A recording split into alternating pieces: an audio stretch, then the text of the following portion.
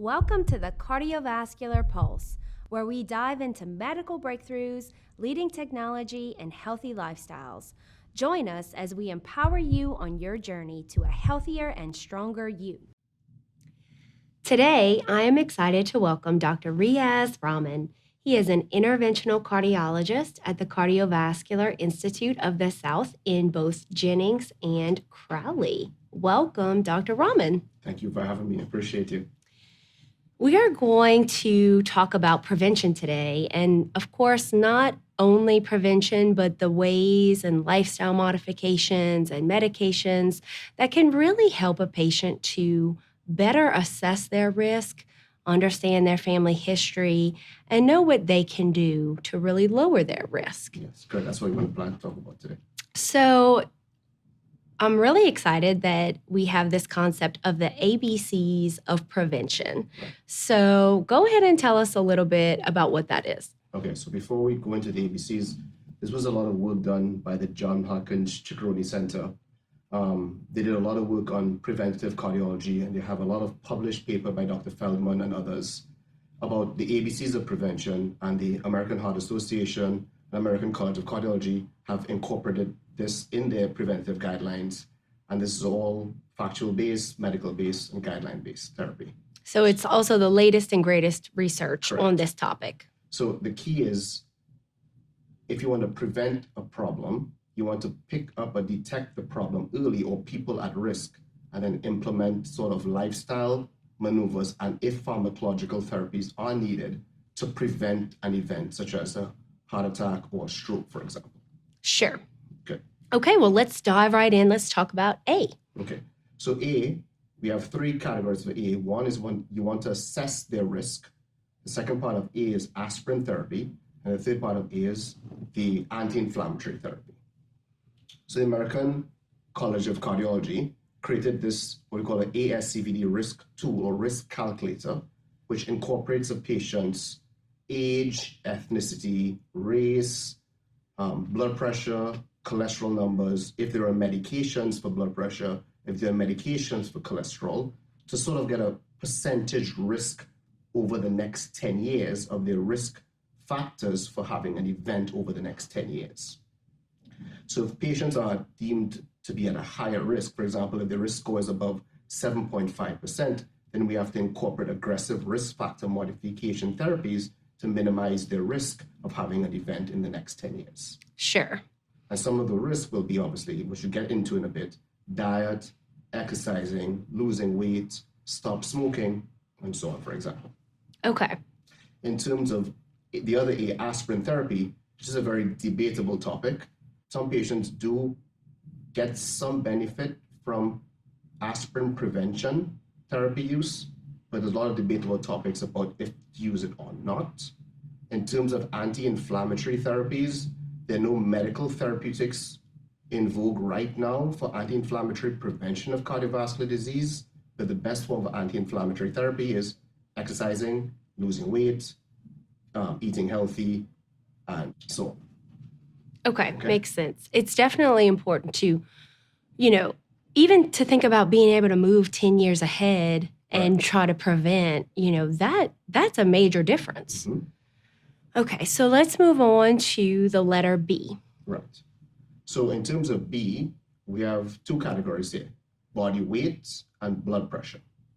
So in terms of body weight, we're going to talk about a patient's BMI. And BMI is a ratio of a patient's weight to their height.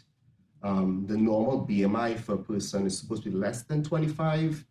There's some data out there that it may be a little bit subjective, but less than 25 is normal, above 25 to 30 is overweight, and then you have different levels of obesity dependent on your BMI.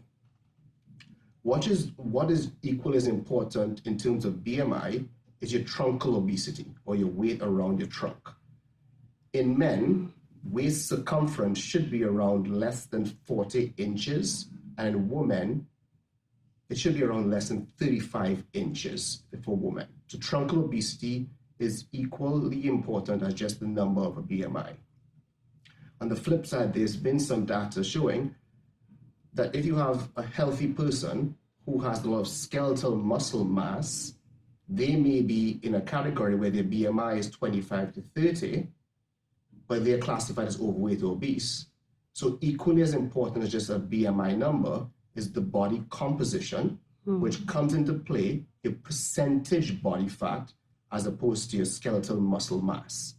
So a healthy percentage body fat for a male should be less than 20%, and a healthy percentage body fat for a female should be less than 30%.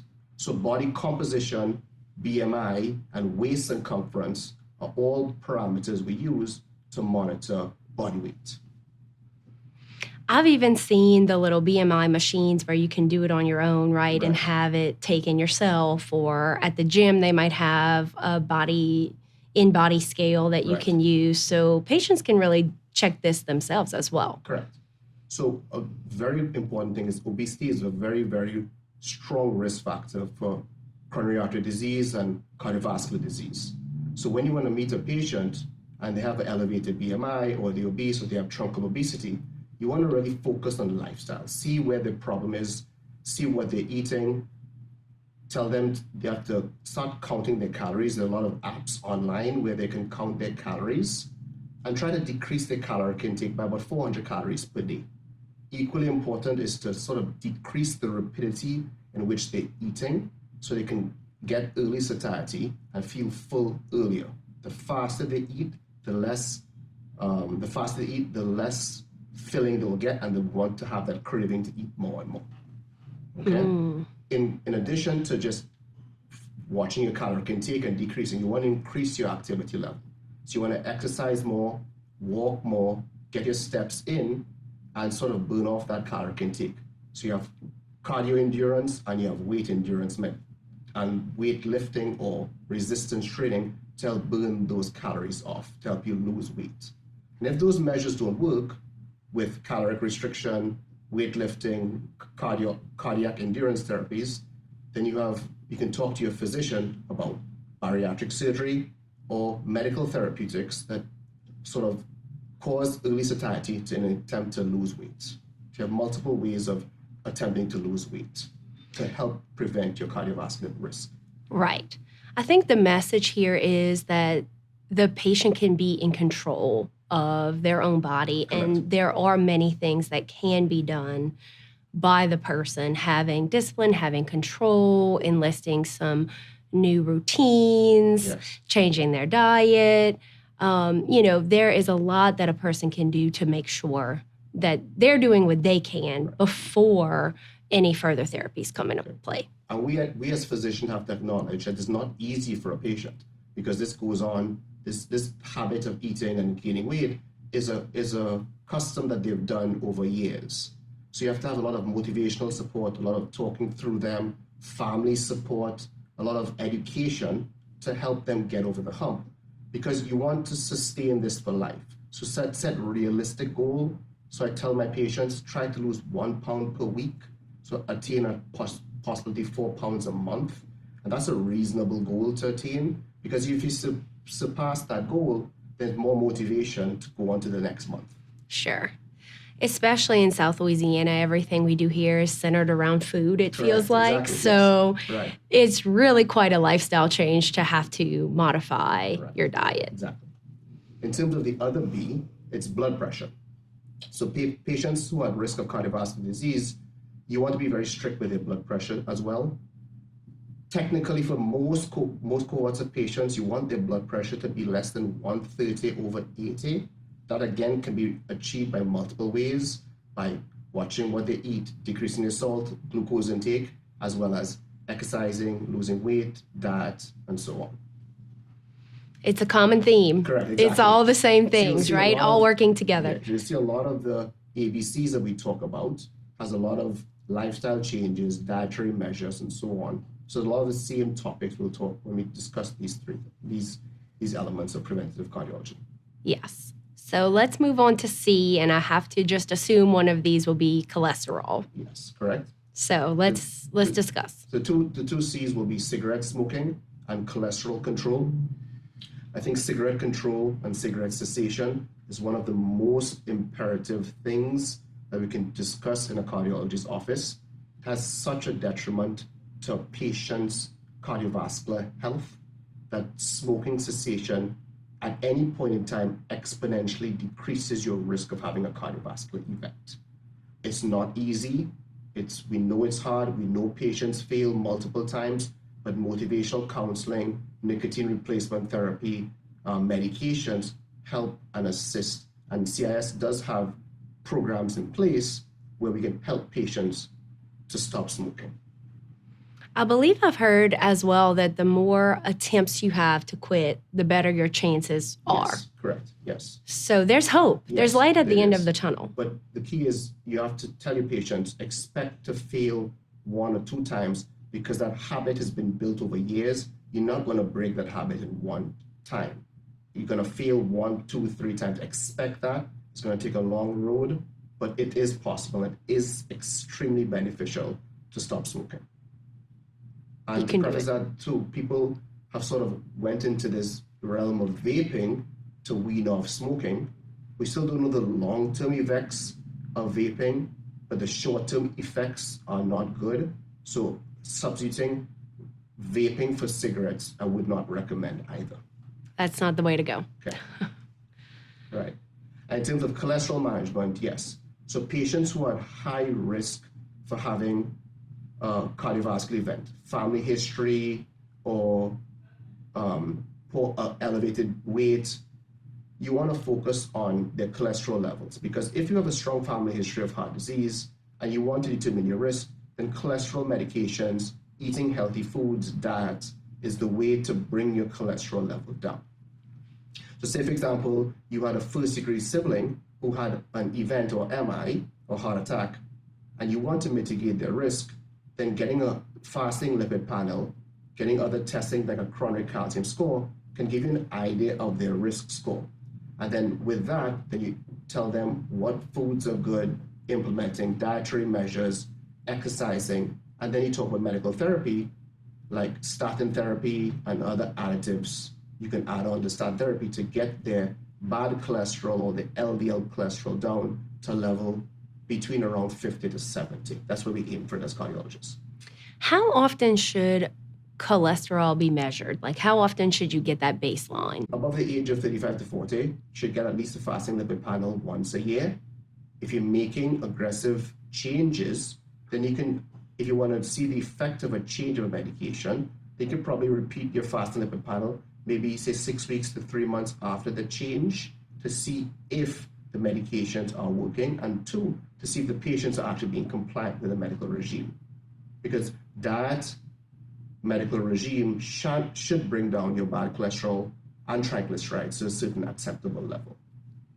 So if you hadn't had a blood test in maybe about a year, you maybe should get a lipid check. I think you should, at least if you're above the age of 35 to 40, you should have at least a fasting lipid panel once per year, and then have that discussion with your family care doctor. And if you have risk factors in your family that puts you at a higher risk for having a cardiovascular event, like your risk score or your family history, for example, or your weight, then your primary care doctor can refer you to a cardiologist to sort of discuss options of what you need to bring that cholesterol level down to prevent your risk of having an event.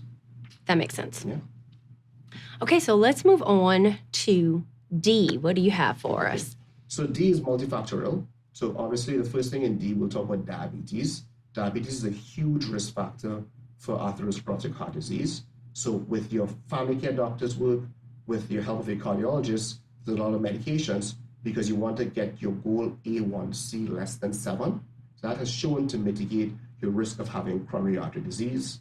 And patients who are diabetic should be on some form of cholesterol-lowering medication, may that be a statin, to mitigate their risk for having an event. In terms of D as well, there's a term called dreaming, and that's more like sleep, because good, effective quality sleep is also good for the heart and good for prevention of an event. So technically, you want to have about 6 to 8 hours a night of good quality sleep, and that is shown to be beneficial for heart health. The other D's will be your diet, which we've alluded to before, whole grains, vegetables, fruits, no fried foods, so on. And you want to aim to eat healthy for about 90% of the time. So I give my patients a 90-10 rule. You're allowed to cheat for 10% of the time, and then 90% of the time you focus on healthy habits. And the last thing is digital health. So we live in a world where we use Apple Watches, we have all of these things, and then certain workplaces have inculcated, for example, the Apple iWatch. If you make 10,000 steps a month, you get certain benefits from work. So you can count your steps, do these things on your digital Apple iWatch to see what level of activity you can, and not just making 10,000 steps a day, but also increasing the briskness of your walk, increasing this rapidity to help lose weight and mitigate those risks for cardiovascular event. So we talk about diabetes, we talk about digital health, we talk about diet, and we talk about dreaming or sleeping habits. Well, another big one I forgot was that sleep apnea. Sleep apnea is a very, very, very big risk factor for atherosclerotic heart disease. So if you have a partner who snores or doesn't sleep well, having that investigated and treated is very, very important in mitigating the risk for having a future event. In this digital world, it's really amazing because we can track our workouts, we can track sleep. So if you can't keep track of how much you're sleeping, you can see. And there are so many devices and apps that will tell you if you're getting quality sleep. Correct, exactly. So that's exactly in line with what you're saying. Right. And in terms of the last two of the ABCs of cardiovascular prevention, you have F and G, which we lump together. F stands for factor of the environment. So stress is a big one that plays into our role of cardiovascular health. Depression is another big one that plays into our role. Obviously, socioeconomic status is a big role that plays, because if your social income is less, you're not allowed to buy healthier foods. You're more likely to buy cheaper, quicker foods that may not be as healthy. So socioeconomic status plays into that role. So how to address those factors are probably the hardest, and those are the factors of the environment. And in terms of genetics, and we touched briefly on, women have certain risk factors that have a higher propensity in cardiovascular disease, such as stress-induced cardiomyopathy, spontaneous coronary artery dissection. They have certain risks that are higher in women than men. So being a female puts you at high risk of these things. And also having a first-degree relative with an event. So if I had a brother or mom or dad or children who had a stroke or heart attack, that puts me at high risk. So screening myself or screening a first-degree relative is very important, sort of mitigate your genetic predisposition you inherited from your parents. So those are the patients you want to focus on as well to mitigate their risk long-term for having an event. Well, thank you, Dr. Rahman, for joining us today. Certainly, all of these discussions help us to remember the importance of knowing our risk and really understanding that prevention is the best way to fight cardiovascular disease. All right, thank you for having me. It was a pleasure. We hope that this has empowered you on your health journey. If you have health concerns, visit cardio.com to learn more or request an appointment.